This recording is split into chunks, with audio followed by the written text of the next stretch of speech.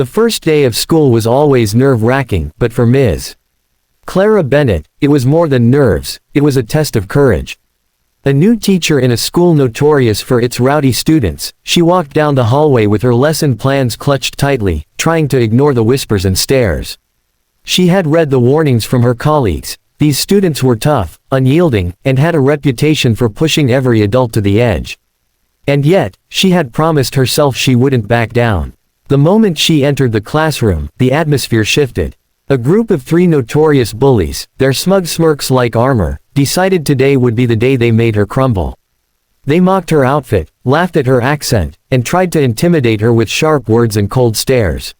For a heartbeat, Clara felt the weight of fear pressing down, the doubt creeping in, but she remembered why she had chosen this path, to reach young minds and show them respect, no matter what. The first challenge came when they knocked over her carefully arranged books and scattered her lesson materials across the floor. The class erupted in laughter, some students joining in, others watching silently. Clara bent down calmly, gathering the papers, her voice steady but firm. "I will not let anyone stop learning today, not you, not anyone." That phrase, soft yet unwavering, sparked an unexpected pause in the room. The bullies exchanged glances, sensing they had underestimated her resolve. The next few days were a test of endurance. They whispered insults as she walked past, threw crumpled papers at her, and tried to humiliate her in front of the class. Each time, Clara faced them without anger, only with quiet strength, giving lessons in patience and empathy, sometimes sharing small personal stories that revealed her humanity. Slowly, cracks began to appear in their facade. A bully who once sneered at every word now hesitated before speaking, caught off guard by her genuine kindness. Another began to linger after class, asking questions not to challenge her, but to understand. The classroom, once a battleground, was transforming. The turning point came during a group activity. The bullies were partnered with classmates they had often tormented. Clara observed silently as the tension built. But when the task required collaboration, she guided the students with calm authority, encouraging dialogue and fairness. The bullies, forced to cooperate, experienced something unfamiliar: respect, trust, and the quiet power of guidance rather than fear. In that moment, the invisible walls they had built around themselves began to crumble. It all culminated in an unexpected moment of reckoning. One of the bullies, standing at the front of the classroom, voice trembling, admitted to the harm he had caused, not just to her, but to others.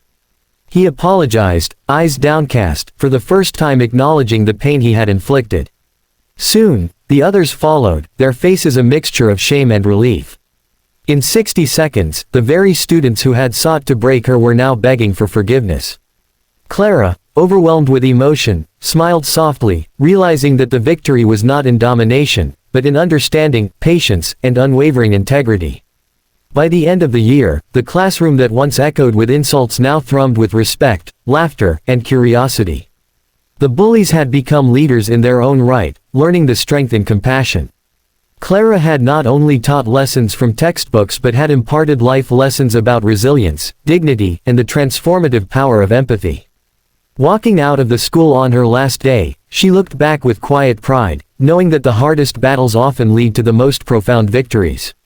In the end, the story was not about fear or cruelty, it was about courage, the courage to stand tall when the world tries to knock you down, and the extraordinary impact one person can make when they refuse to be broken. The days after that first apology were not magically perfect. Change, Clara quickly realized, was a journey, not a single moment. The bullies still tested boundaries, but now it was different. They were testing limits, not out of cruelty, but to see if she truly meant what she had shown them. One afternoon, a rumor began to spread about a new student who was shy, struggling to fit in, and instantly reminded Clara of the students she had once faced. She watched as some of the former bullies hesitated, unsure how to react. It was a subtle test of their growth. Clara decided to turn it into a lesson. She organized a small project. Each student would mentor another, sharing their strengths and guiding those who needed help. The bullies, once indifferent, were paired with the quietest, most withdrawn students in the class. At first, the sessions were awkward.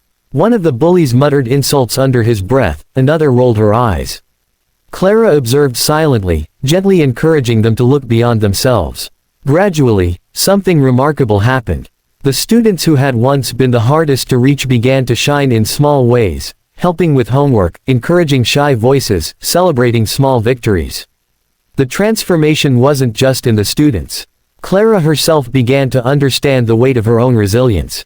She had faced fear and intimidation, yet each day she had chosen empathy over anger. She realized that leadership was not about asserting power, it was about inspiring change by example. The bullies, now grappling with their own flaws, began to ask questions about their future, their choices, and how they could make amends.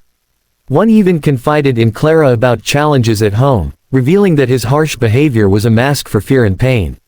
Clara listened without judgment, offering guidance that extended far beyond the classroom. A pivotal moment arrived during the school's annual talent show. The students decided to perform a skit inspired by their experiences in Clara's class. As the audience watched, laughter and applause filled the hall, but what moved everyone most were the moments of honesty, the confessions of mistakes, the apologies, and the acknowledgement of growth. The former bullies took the stage first, stepping forward to thank Clara publicly. They spoke with sincerity, their voices steady but emotional, about how she had changed not just their behavior, but their understanding of respect and kindness. The room erupted in applause, some parents wiping tears, and Clara felt a quiet swell of pride and relief. By the end of the year, the classroom had become more than a place of learning, it was a community. Students who had once been enemies now collaborated, supported one another, and embraced challenges together. Clara's journey as a teacher was forever intertwined with theirs, a story of courage, patience, and the quiet power of believing in people even when they don't believe in themselves. She had faced the worst of defiance and come out stronger, proving that the most profound victories are rarely about winning a battle, they are about planting seeds of change that grow long after the moment has passed. And as Clara left the school for the summer, watching her students wave goodbye, she realized something powerful. The same courage that had saved her in the classroom could save anyone from despair, from cruelty, and even from themselves. All it took was one person willing to stand firm, to listen, and to lead with heart. In 60 seconds, bullies had begged for forgiveness, but in the weeks that followed, a whole community had learned the true meaning of respect, compassion, and resilience.